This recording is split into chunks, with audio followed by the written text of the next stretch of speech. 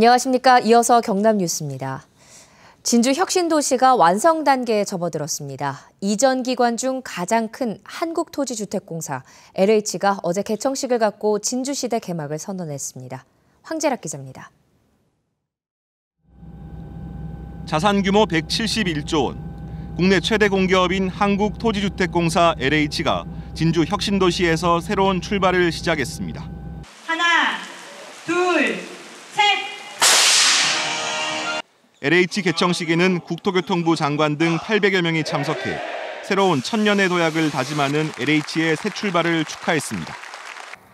여러 성과를 내고 있지만 이렇게 지역과의 융합, 상생 발전에서도 정말 큰 역할을 해주시기를 기대합니다. 국민 주거 안정과 효율적인 국토 개발을 담당해온 LH는 진주를 국가 균형 발전의 상징으로 만들고 재무 안정성 확보를 통한 새로운 도약을 약속했습니다. 진주와 경남 지역에 희망을 주는 국민들의 주거 공간, 생산 공간, 여가 공간을 만들 수 있도록 저희들이 지역과 함께 하겠습니다. 9만 7천여 제곱미터의 지상 20층 규모인 LH 신청사는 초절전 에너지 절약형 건물. 신재생 에너지 비율 15%가 넘는 웅장한 4개 건물은 단연 진주 혁신도시의 상징 건물입니다. 실내 수영장 등 스포츠센터는 올해 말부터 지역 주민에게 공개됩니다. 특히 LH 본사 진주 이전은 지난 2009년 주택토지공사 통합 이후 경남과 전북의 유치 갈등을 딛고 이뤄낸 결과로 진주 혁신도시가 후보지 선정 10년 만에 완성 단계에 진입했음을 의미합니다. LH 진주시대 개막과 함께 경남을 한 단계 도약시킬 진주 혁신도시가 이제 완성을 향해 또 한 번 힘찬 발걸음을 내디뎠습니다. KBS 뉴스 황재락입니다. 진주 혁신도시가 자족도시가 되기 위해선 무엇보다 이전 기관 직원들의 가족들도 함께 이주해야 할 텐데요. 교육 여건과 대중교통 등 아직 생활에 불편한 점이 많습니다. 송현준 기자가 보도합니다. 금요일 늦은 오후 LH 본사 앞에 수십 대의 버스가 늘어서 있습니다. 주말을 앞두고 직원들을 수도권에 있는 집으로 태워보내기 위한 버스입니다. 학교라든지 그리고 주변 상권이 아주 시내처럼 막 활성화가 되지는 않은 것 같습니다. 그래서 그런 부분들이 시간이 지나면 다 해결이 되겠지만 좀 당장에는 조금 약간 좀 불편한 감이 있지 않나. 한국남도발전의 가족 동반 이주율이 34%로 그나마 제일 높고 국방기술 품질로는 29.6%, 한국세라믹기술로는 10.4%에 그치는 등 직원 10명 가운데 2명 정도만 가족과 함께 이주한 것입니다. 또 이전 공공기관 직원들은 불편한 대중교통이 가족들을 이주시키는데 주저하게 만든다고 지적합니다. 4개 노선 버스 사업대가 혁신도시와 진주 시내를 오가지만 수도권에 비하면 턱없이 불편한 실정. 저희가 진주시에서는 이용객 수요가 개발되고 이용객 수요가 늘어나는 상황을 보고 점진적으로 개편해 나갈 방침을 가지고 있습니다. 또 교육과 문화 수준도 수도권과 격차를 좁혀야 합니다. 초중등학교를 빨리 건립하는 게 대단히 중요하다고 보아집니다. 처음 초기에 이제 약속됐던 특성화 고등학교를 건립하는 것도 대단히 중요하다고 보아집니다. 이전 공공기관 직원들이 혁신도시 주변에 주택을 마련하도록 유인책도 필요하다는 지적이 있습니다. KBS 뉴스 송현준입니다. 어제 오후 2시 30분쯤 고성군 하일면 맥전포항에 정박된 어선에서 폭발 사고가 발생했습니다. 이 사고로 배에서 정비 중이던 기관장 70살 A씨가 숨졌습니다. 통영해양경비안전선은 실내 가스 밸브를 점검하던 중 LPG 가스가 폭발한 것으로 보고 선장 등을 상대로 사고 경위를 조사하고 있습니다. 어제 저녁 8시 반쯤 함안군 군북면 남해고속도로 함안휴게소 부근에서 마산에서 진주로 가던 시외버스가 5m 아래 논으로 추락했습니다. 이 사고로 승객 59살 원모 씨가 숨지고 나머지 6명이 다쳐 인근 병원에서 치료를 받고 있습니다. 경찰은 버스가 빗길에 미끄러진 것으로 보고 정확한 사고 경위를 조사하고 있습니다.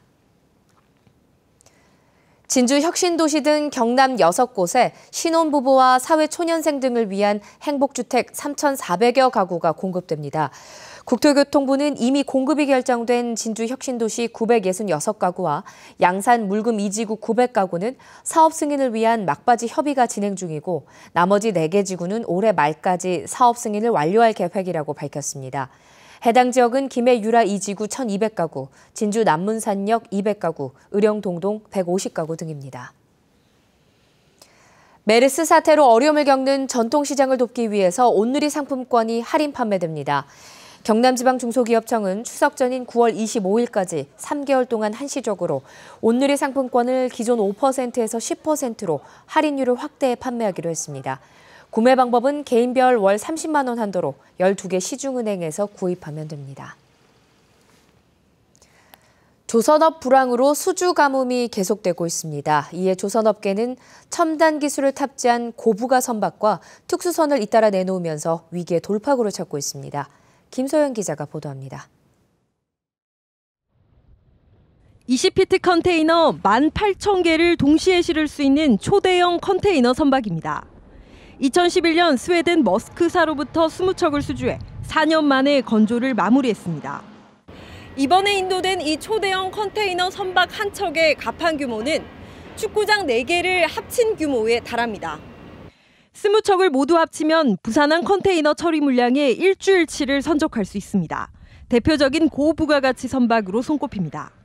연료 소비량은 거의 50%에 도달하고 각종 오염물질도 거의 반 이하로 줄였습니다. 보다 더 높은 운항 경제성과 그리고 합리적인 그리고 효율적인 배를 지금 설계하고 있고 STX조선은 3,000톤급 해경 최신의 경비함 태평양 13, 15호를 진수했습니다. 지난 2011년 중국 어선 단속 과정에서 이청호 경사가 순직한 사건을 계기로 단속 역량을 높이기 위해 건조됐습니다. 기존 경비함과 달리 얕은 수심에서도 운항할 수 있고 제자리 360도 회전이 가능합니다.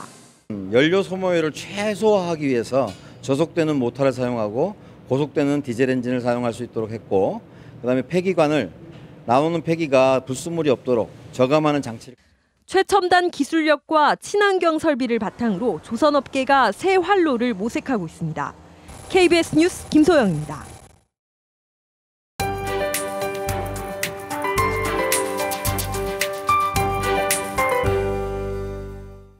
(7월의) 첫날 활기차게 출발하고 계신가요? 오늘은 하늘 표정도 좋고 대기질도 깨끗해서 모처럼 맑은 날씨가 이어지겠습니다. 한낮 기온은 창원이 27도, 창녕이 30도로 어제보다 4, 5도가량 높겠습니다. 단 해가 지면 기온이 빠르게 내려갑니다. 일교차가 10도 가까이 벌어지니까요. 감기 걸리지 않도록 건강관리에 신경 쓰시기 바랍니다. 오늘 경남 지역은 북쪽을 지나는 약한 기압골의 영향을 받다 점차 벗어나겠습니다. 따라서 오후로 갈수록 구름량은 점차 줄어들겠습니다.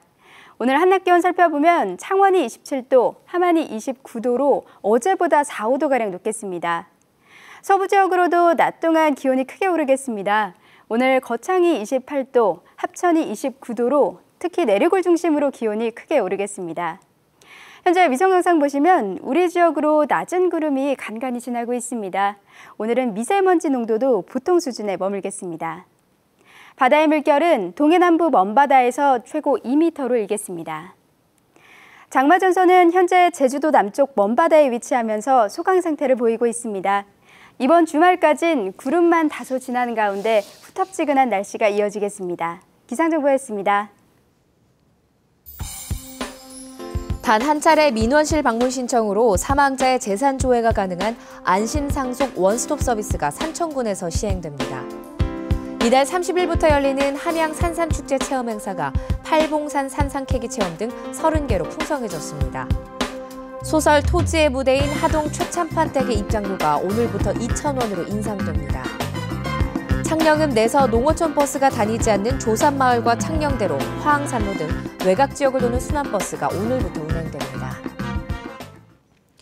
창원시가 시내버스를 이용하기 어려운 오지마을 주민을 대상으로 시내버스 요금으로 이용할 수 있는 희망택시를 운영한다고 밝혔습니다.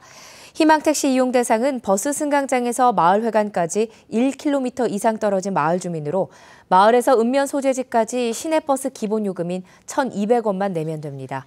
해당 지역은 마산하포구 진전면과 진북면, 진동면 4개 마을, 마산회원구 내서읍 1개 마을입니다.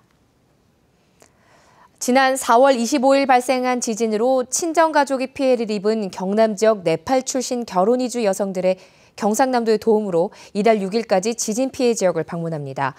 경상남도는 네팔 지진 피해와 관련된 가족 66가구 가운데 14가구가 지난달 29일 인천공항을 통해 출국했다고 밝혔습니다. 이들은 모국에 체류하는 동안 친정 가족들과 아픔을 함께 나누며 피해 복구에도 참여합니다. 경상남도는 이달부터 연말까지 저소득층 시각장애인과 청각장애인에게 장애인 전용 텔레비전을 무료로 보급합니다.